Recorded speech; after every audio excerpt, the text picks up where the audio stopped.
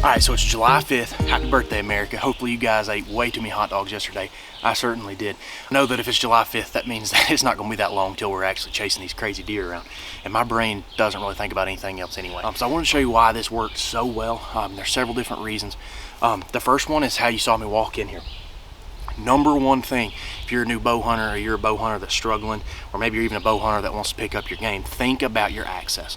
Access is a non-negotiable. In everything in life, there's negotiables and there's non-negotiables. Every marriage, every sports team, you've got negotiables, you've got non-negotiable. Access is a non-negotiable. If you are hunting somewhere and those deer, specifically a good buck, knows you're there, you will not kill that buck. I don't care how much money you've spent at Cabela's, and I don't care how much YouTube or Cabela's you've watched. You're not gonna kill anything if that's gonna happen, because they know you're there. They're gonna avoid you like the plague.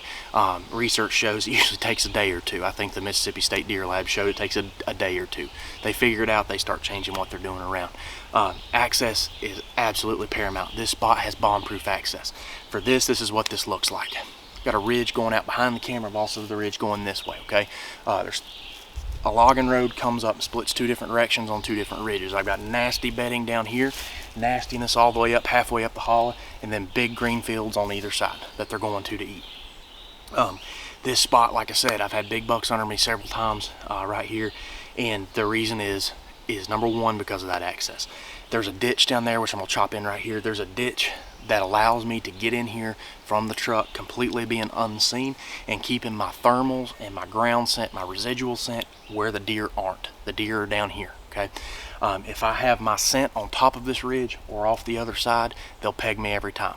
I know that because I tried it. The first year I hunted here, I didn't know exactly where they were gonna be bedded. It's thick on both sides, and I got permission to hunt it right before the season. So I didn't know, and I had to stand literally 10 yards on this side of the knoll. Got smelled every time I hunted it.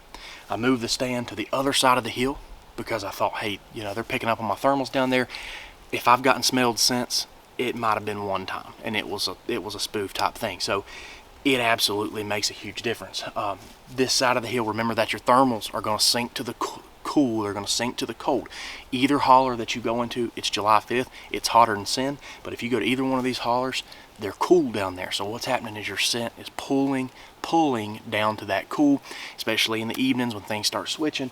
What would happen was the wind would be blowing this direction. I'd get smelled by a deer the other direction on the other side of this holler because my thermals were sinking down the hill, swirling over there, and I was getting pegged. When I switched over here, my thermals were sinking towards the truck where I don't expect the deer, and no issues at all. The deer came straight up. They were inside 10 yards, literally had no clue I was there. Huge deal, big deal. Access, absolutely paramount. If I walk down this ridge or if I came from the other side, deal breaker. There's, these deer that I'm seeing in daylight, they're not going to be in daylight anymore. They're not going to be here anymore because they're going to avoid me. If you're hunting somewhere and you're getting pictures of deer during the daylight when you're not there, and they're not there when you're there, they know something's going on. You need to think about your access. There's a mock scrape right behind me. That is more or less to let me know what's there and when it's there. I've got a shot to this from the stand, but I don't really expect to kill a buck with his head in the tree. That would be absolutely awesome, and I've got pictures of them doing it in daylight, and man, I hope you get to see a YouTube video of me doing that this fall. But that's not really what I'm counting on. I'm hunting this because it's a funnel. They're coming out of this bedding with the thermals in their face. They're slipping down off the side of this ridge, and they're going to those big green fields, or they're cruising for does.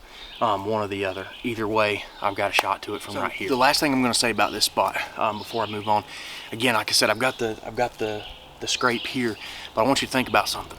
Out of all the times, I told you I had a big buck under me 3 different times, and I've got his picture right here. The scrape was down there just a little bit, but I've got his pictures in those scrapes several times in daylight. Out of those 3 times that I had him under 30 yards, he was right in this funnel. Never once did I see him check that scrape. So that just goes to show you, you can't rely completely on cameras, and that's the second point in this video. You can't rely on those trail cameras as much as you think you can. One of my biggest flaws, I'll tell you right up here, one of my biggest flaws is I get discouraged because I trust stupid trail cameras way too much. The one time, there's 2 different mature bucks on here that I've hunted. The biggest of which, again, I had him under 30 yards 3 times. The other one, which is a year older, I think, I would have killed him last year had I not been paying attention to the cameras. I knew what was coming. It was mid-October. I knew that this spot right here was about to light up. But I had pictures of another buck at another place, and so I was hunting him even though I wasn't seeing him. You know, I did not have confidence moving spots until I had something to back it up. He popped in the picture 8:10. Well, the next evening here I am, whatever. Never did see that deer. He came through. I just didn't happen to be sitting here. Point is, I was hunting that morning, but I wasn't sitting there because of the camera. Trust your gut, trust your scouting way more than you trust those trail cameras. That's something that I have constantly and learned over and over and over again, to the point that I'm ready to completely ditch trail cameras because my gut is better than that trail camera. And the sooner I learn that, the more I'm gonna kill. So I'm just telling you right up, that's one of my flaws.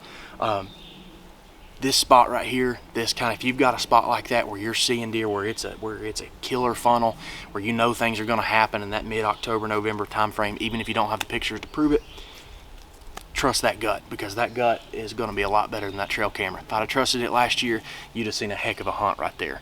Hope you've enjoyed, hope you learned something. If not, leave it in the comments below. Let me know what you're doing this time of year. If I need to explain something completely differently, if you're like, hey, I don't understand that redneck talk, let me know. I'll try to do my best on the next one.